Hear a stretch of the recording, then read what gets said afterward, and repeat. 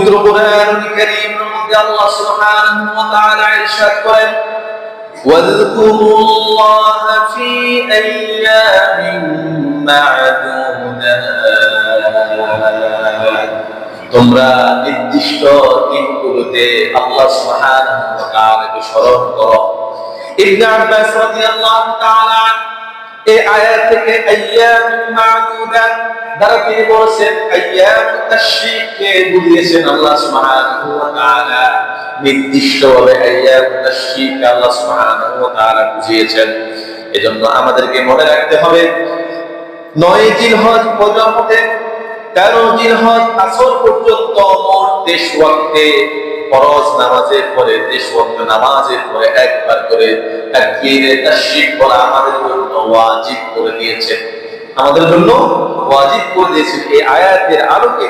এবং সেই ওয়াজিব সেটা যদি আমরা জামাতে পড়ি, এই তাকবীরে তাশরীক আমরা বলবো যে জামাতে পড়া হোক অথবা একাকী করা হোক, পুরুষ হোক অথবা নারী হোক, মুসাফির হোক অথবা মুকিম হোক, এমনকি 9 তারিখ থেকে 13 তারিখ পর্যন্ত যদি কোনো নামাজ মানুষের কাজা হয়ে যায় আর সেই কাজা নামাজ যদি সে ওই দিনগুলোর মধ্যে 9 থেকে 13 তারিখের মধ্যে যে কোনো ওয়াক্তে যদি সে আদায় করে, তাহলে সেই কাজা নামাজের পরেও তাকে আইয়ামুত তাশরীক অর্থাৎ তাকবীর তাকে পাঠ করতে হবে।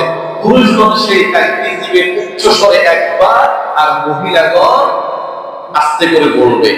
একবার বলা এটা প্রত্যেকের জন্য কি ওয়াজিব, প্রত্যেকের জন্য একবার বলা কি ওয়াজিব।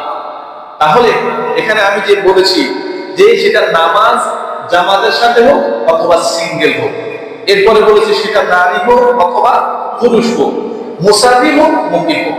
মুকিম মানে কি?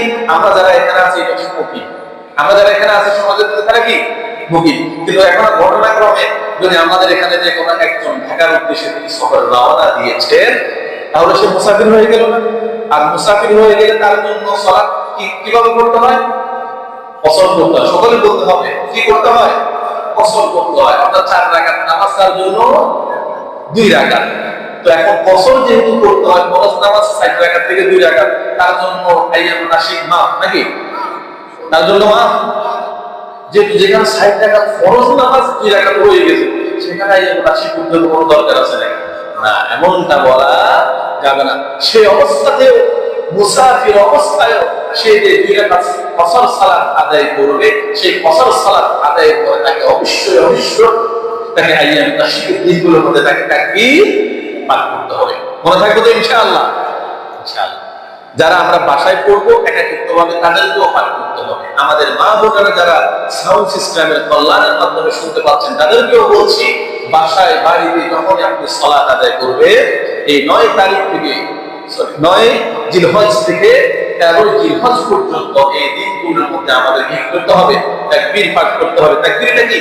আল্লাহু আকবার, আল্লাহু আকবার, লা ইলাহা ইল্লাল্লাহ, আল্লাহু আকবার, আল্লাহু আকবার, ওয়া লিল্লাহি